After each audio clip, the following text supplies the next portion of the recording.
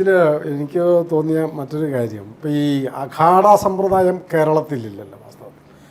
അപ്പോൾ അത് ഈ മുഴുവൻ ഭാരതത്തിലും, വടക്കൻ മാത്രമല്ല മുഴുവൻ ഭാരതത്തിലും പുതിയ കാലത്തിൻ്റെ ഒരു വെല്ലുവിളി എന്ന് വേണേൽ പറയാം. ആ സാഹചര്യത്തിൽ സത്യത്തിൽ ഈ അഖാഡകൾ മുഴുവൻ ഭാരതത്തിലും ഉണ്ടാകേണ്ടതാണെന്നുള്ള ഒരു തോന്നൽ ഇത് കേട്ടപ്പോൾ എനിക്ക് തോന്നിയിരുന്നു.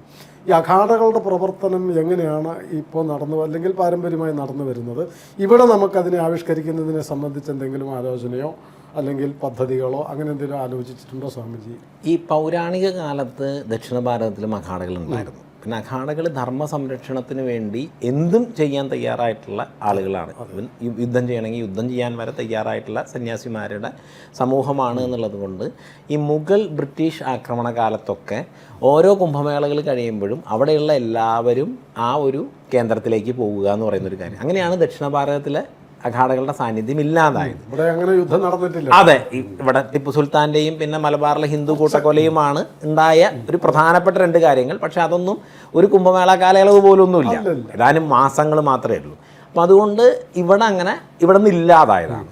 അപ്പം ഇതുപോലെ ഇപ്പോൾ കഴിഞ്ഞ ഏതാണ്ട് ഒരു 10 വർഷത്തോളമായിട്ട് അഖാഡകളുടെ ഗുരുമൂർത്തിമാർ ഈ ദക്ഷിണ ഭാരതം അധാർമികതയുടെ ഒരു പ്രചരണ കേന്ദ്രമൊക്കെ ആയിട്ട് മാറുന്നതിൻ്റെ ആശങ്ക കൊണ്ട് ഒരു സാന്നിധ്യം വേണമെന്ന് ആലോചിക്കുകയും അങ്ങനെയാണ് ഈ കഴിഞ്ഞ കുംഭമേളയിൽ മഹാമണ്ഡലേശ്വർ എന്ന് പറയുന്ന നിയോഗമൊക്കെ എന്നിലേക്ക് വന്നു ചേരുന്നതൊക്കെ.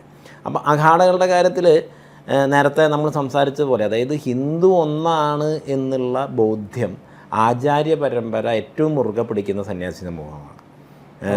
ജാതിഭേദമന്യേ, ലിംഗഭേദമന്യേ. യൂറോപ്പൊക്കെ ബോഡി പൊളിറ്റിക്സിനെ കുറിച്ച് മിനിഞ്ഞാന്നാ ചർച്ച ചെയ്ത് തുടങ്ങിയേക്കണേ. ഇവിടെ നൂറ്റാണ്ടുകൾക്ക് മുമ്പേ ട്രാൻസ്ജെൻഡേഴ്സായിട്ടുള്ള സന്യാസിമാരുണ്ട്, മഹാമണ്ഡലേശ്വർമാരുണ്ട്. സാമുദായികമായിട്ട് തന്നെ സന്യാസിയായി കഴിഞ്ഞാൽ പിന്നെ ലിംഗോ ജാതിയൊന്നും പറയുന്നതിലൊരർത്ഥമില്ല. പക്ഷേ സാമാജികമായിട്ടുള്ള രീതിയിൽ വിലയിരുത്തുമ്പോൾ യാതൊരു ജാതിഭേദങ്ങളുമില്ലാതെ എല്ലാവരും സന്യാസിമാരായിട്ടുള്ള, ലിംഗഭേദമില്ലാതെ എല്ലാവരും സന്യാസിമാരായിട്ടുള്ള, എല്ലാവരും ആചാര്യസ്ഥാനത്തുള്ള ഒരു ഇതാണ്. ഇപ്പോൾ കുംഭമേള ആദരിക്കുകയും, അതെ, കുംഭമേളയിൽ നദിയിൽ കുളിക്കുമ്പോൾ, പ്രയാഗ്രാജിലെ തീർത്ഥരാജിൽ കുളിക്കുമ്പോൾ അവിടെ എന്താ ജാതി?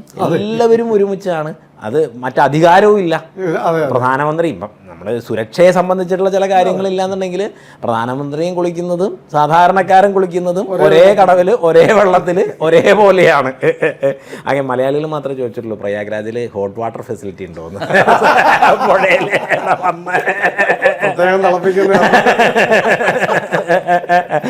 ബാക്കി എല്ലാവരും അവിടെ കുളിക്കുന്നു.